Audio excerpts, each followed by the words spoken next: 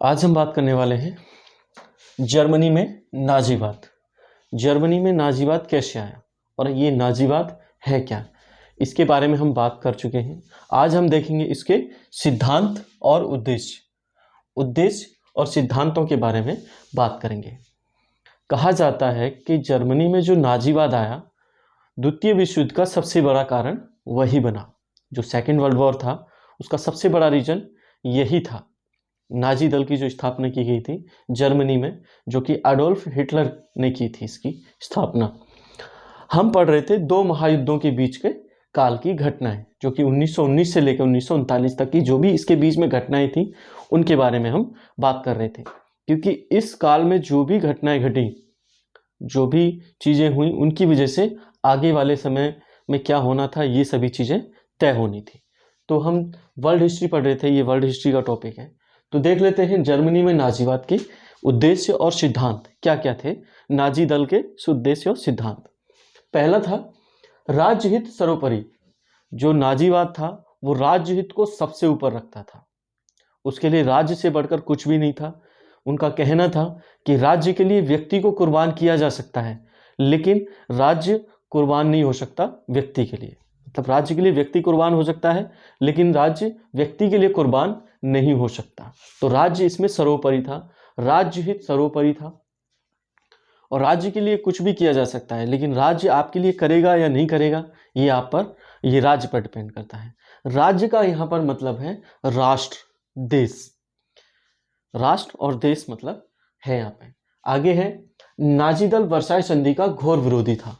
जो नाजी दल था जिसकी स्थापना एक तरह से मजदूर दल ने की थी, लेकिन उसका सदस्य आगे चल के हिटलर बन गया था। तो और इसकी जो भी नीतियाँ थी फिर उसके अकॉर्डिंग होने लगी, हिटलर के अकॉर्डिंग चलने लगी थी। तो इसका नाजी दल वर्साई संधि का घोर विरोधी था। इनका मानना था कि जो वर्साई की संधि हुई है वो मनमानी संधि है, उसको थोपा गया है।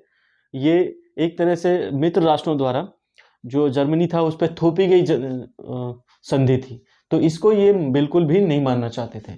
कि इनका कहना था कि जो संधि थी ये एक तरह से युद्ध अपराध के लिए सिर्फ जर्मनी को दोषी ठहराया गया था। मतलब उनका कहना था मित्र राष्ट्रों का, जिसमें कि ब्रिटेन, जर्मनी, फ्रांस और रूस वगैरह थे, इटली भी थे। इनका कहना था कि युद्ध सिर्फ जर्मनी की वजह से हुआ है, तो उसको इसका हर्जाना भी, इसकी भरपाई भी, इसका जो भी नुकसान हुआ है उसकी पूर्ति भी जर्मनी करेगा। इसी वजह से वर्साई संधि में जर्मनी को बहुत ज़्यादा अपमानित किया गया था। सारे रिसोर्सेज, जो भी संसाधन थे, वो सभी इससे छीन लिए गए थे ताकि इसको क्षतिपूर्ति देनी पड़े। आगे है, ये हो गया है युद्ध अपराध स्वीकार्य नहीं। जो मित्र राष्ट्र थे जो जीते थे फर्स्ट वर्ल्ड वॉर में, युद्ध अपराध के लिए पूरी तरह से जर्मनी को दोषी मानते थे। लेकिन जर्मनी में जो नाजी दल था वो इस चीज को मानने के लिए तैयार नहीं था। वो कह रहा था ये हमारा काम था, अपने लिए लड़ना, शक्ति का प्रदर्शन करना और दूसरे साम्राज्य बनाना। क्योंकि ये बाकी देश भी तो दूसरे देशों में, अन्य जो भी महाद्वीप में थे उन सभी में ये उपनिवेश बनाने में लगे हुए थे। तो ये भी चाहता था कि जो यूरोप के जो देश थे जो दूसरे महाद्वीपों पे अपने उपनिवेश बना रहे थे, तो जर्मनी चाहता था कि यूरोप में अपने उपनिवेश बना लूँ, तो अलग क्या है इसमें। तो ये भी इसी राह पे चल रहा था, तो इनको गलत क्यों लगा। दूसरा, जो भी युद्ध हुआ था पहला फर्स्ट वर्ल्ड वॉर, उसका पूरी तरह से जो भी जिम्मेदार था वो जर्मनी को ठहराया गया था। युद्ध का अपराधी माना गया था उसको, जो कि ये मानने के लिए तैयार नहीं थे नाजीवादी। आगे है, ये इसके सिद्धांत थे। जर्मन साम्राज्य का विस्तार। नाजी दल और नाजीवाद और हिटलर जर्मन साम्राज्य का विस्तार करना चाहता था। वो मैंने बताया अभी, उपनिवेशवाद को आगे बढ़ाना चाहता था, नए नए उपनिवेश बनाना चाहता था, कॉलोनीज बनाना चाहता था, ताकि वो अपने आप का विकास कर सके बहुत स्पीड से। तो जर्मन साम्राज्य का विस्तार करना भी इनका एक उद्देश्य था कि जर्मन साम्राज्य का विकास किया जाए। क्योंकि अगर हम विकास करेंगे तभी तो आगे चल के बहुत सारी चीज़ें हमारे अकॉर्डिंग होने लगेंगी। तो विकास कैसा था उस समय उपनिवेश बनाना ही विकास था। दूसरे देशों पे कब्जा कर लीजिए, उनको हरा दीजिए, उन पे कब्जा कर लीजिए। उनको अपना उपनिवेश बना लीजिए। यही उनका उस समय विकास था और साम्राज्यवाद था। आगे यहूदियों का सर्वनाश। हिटलर जो है, हिटलर और नाजी दल यहूदियों से बहुत ज़्यादा चिढ़ते थे, बहुत ज़्यादा नफरत करते थे। उनका कहना था कि जर्मनी की जो भी दशा हुई है उसका सबसे ज़्यादा जिम्मेदार अगर कोई जाति है तो वो यहूदी थे। यहूदियों को, जो भी जर्मनी में रह रहे थे, यहूदियों को बाहर निकाल फेंकना चाहता था। उसका ये भी मानना था कि विश्व में जहां भी यहूदी हैं उन सभी को खत्म कर दिया जाए। दो धर्म होते हैं यूरोप में ज़्यादातर, कैथोलिक और प्रोटेस्टेंट। यूरोप में उस समय दो धर्म थे, प्रोटेस्टेंट और कैथोलिक। जो कैथोलिक धर्म को मानते हैं वो यहूदी कहे जाते थे। जो कैथोलिक धर्म को मानते हैं उनको यहूदी कहा जाता था। यहूदियों का वो सर्वनाश करना चाहता था, पूरी तरह से ख़त्म कर देना चाहता था, क्योंकि सभी प्रॉब्लम का जो जड़ समझता था, सभी परेशानियों की जो जड़ समझता था वो यहूदियों को समझता था, नाजी दल और हिटलर। आगे है जाति श्रेष्ठता में विश्वास। वो अपनी जाति को सबसे ज़्यादा श्रेष्ठ समझता था और उनका कहना था कि जो हम हैं जर्मन्स, वो विश्व पर राज करने के लिए पैदा हुए हैं, विश्व पर राज करने के लिए पैदा हुए हैं, इसलिए आप आगे बढ़ो, विकास करो और चढ़ाई कर दो। ये उसका मानना था।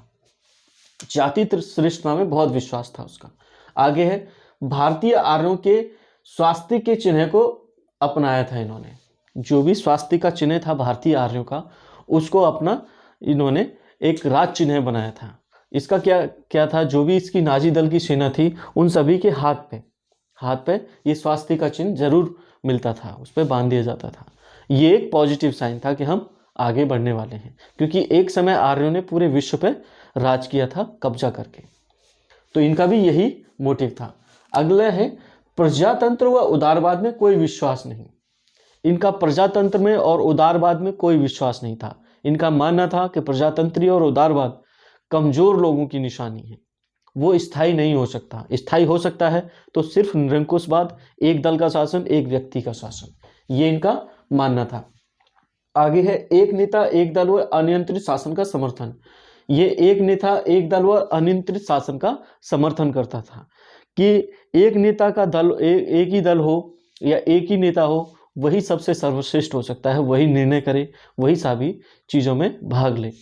तो ये इनका मानना था और ये शासन बहुत ज़्यादा आगे तक जाता है। ये इनका ऐसा उद्देश्य था, इनका सिद्धांत था।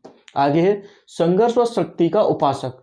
वो संघर्ष पे विश्वास करता था। उसका मानना था कि इंसान जब तक संघर्ष नहीं करेगा वो आगे नहीं बढ़ पाएगा। ये तो मानने वाली बात है, जब तक संघर्ष नहीं होगा तब तक आगे नहीं बढ़ा जा सकता।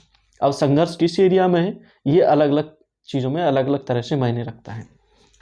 आगे है उसका विश्वास था कि मनुष्य संघर्ष के द्वारा ही लक्ष्य की प्राप्ति कर सकता है। उसका मानना था कि अगर हम संघर्ष नहीं करेंगे तो हमको कोई और हरा देगा और हम पे कब्जा कर लेगा। अगर आपको जिंदा बने रहना है, आपको आगे बढ़ना है, तो आपके लिए संघर्ष बहुत ज़्यादा जरूरी है। वो संघर्ष को सबसे ज़्यादा ऊपर मानता था। इसी वजह से वो अपने दल से कहता था कि लड़ते रहो, विकास करते रहो, एक दिन आप दुनिया जीत लोगे। आगे देख लेते हैं इसमें क्या हुआ था। ये कंप्लीट हो चुका है उसके उद्देश्य और सिद्धांत। अब यहाँ पर देखते हैं इस पोर्शन में 30 जनवरी 1933 को ये जर्मनी की जो सत्ता थी वो हिटलर के हाथ में आई थी। कब से लड़ रहा था। हिटलर के बारे में कहा जाता है कि जब प्रथम विश्व युद्ध हुआ था तो वो एक सैनिक के रूप में जर्मनी की सेना में शामिल था। जब संधि हुई, जर्मनी हार गया, तो जो संधि हुई थी वर्साई की, वो उससे काफ़ी दुखी था, क्योंकि जिस तरह से संधि की गई थी और जिस तरह से आरोप लगाए थे एक देश पे, वो भी युद्ध में, ये उसको बिल्कुल भी गवार नहीं कर रहा था। मतलब बिल्कुल भी ठीक नहीं लग रहा था उसको कि किस तरह से ये किसी देश को किस तरह से जलील कर रहे हैं। युद्ध लड़ना एक अच्छी चीज़ है उसके हिसाब से, लेकिन उसके लिए इस तरह से दोषी ठहराया जाना वो गलत लगा उसको। हाँ, युद्ध में जो भी भरपाई हुई है उसको भरना अलग चीज़ है। युद्ध हार जाता है तो जिम्मेदारी तो हारे हुए पे आ जाती है, लेकिन उसको ज़्यादा अपमानित ना किया जाए, ये उसके मन में बहुत ज़्यादा खटक रहा था। वो इतना अपमानित महसूस कर रहे थे, बहुत बेइज्जत महसूस कर रहे थे कि इसी वजह से जर्मनी को उन्होंने आगे खड़ा किया विकास किया और द्वितीय विश्व युद्ध में कूद पड़े। 30 जनवरी 1933 को सत्ता हाथ में आई थी नाजी दल के। इसके बाद उन्होंने 6-6.5 साल बहुत विकास किया जर्मनी का, बहुत ज़्यादा हथियारों का निर्माण किया ताकि वो अपने अपमान का बदला ले सके फ्रांस और ब्रिटेन से। तो ये 1 सितंबर 1939 को प्रथम विश्व युद्ध स्टार्ट हुआ था। इतनी तैयारी के बाद प्रथम विश्व युद्ध स्टार्ट हो गया था, जर्मनी इसमें कूद गया था। 30 अप्रैल 1945 जब मित्र राष्ट्रों का जो पल्ला था वो भारी हो गया और जर्मनी को बहुत कई सारे मोर्चों पे हरा दिया गया था। पहले तो जर्मनी ने इनका तहस नहस कर डाला, पूरा फ्रांस और ब्रिटेन को पूरी तरह से बहुत कमज़ोर कर दिया, इतने भयंकर आक्रमण किए इसने। लेकिन फिर इसके अंदर और भी देश शामिल हो गए मित्र राष्ट्रों की तरफ से, अमेरिका भी शामिल हो गया। फिर ये कई मोर्चे पर हारने लगा। जब हारने लगा तो बहुत जगह हार गया। उसके बाद देखा कि मैं जीत नहीं सकता, तो उसने 30 फीट गहरे बंकर में जाके अपने आप को गोली मार ली। वो नहीं चाहता कि वो किसी दूसरे राष्ट्र की सेना उसको पकड़े और उसको बंदी बना के सजा सुनाए। वो इतना खुददार इंसान था, उसकी मृत्यु हो गई।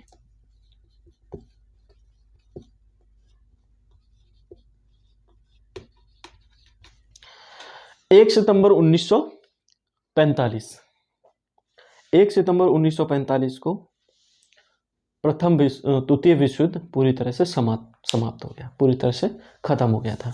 तो ये था किस तरह से जर्मनी आगे बढ़ा, किस तरह से भाग लिया, किस तरह से नाजी दल आगे बढ़ा। तो ये था हमारा नाजी दल के बारे में और जर्मनी के बारे में।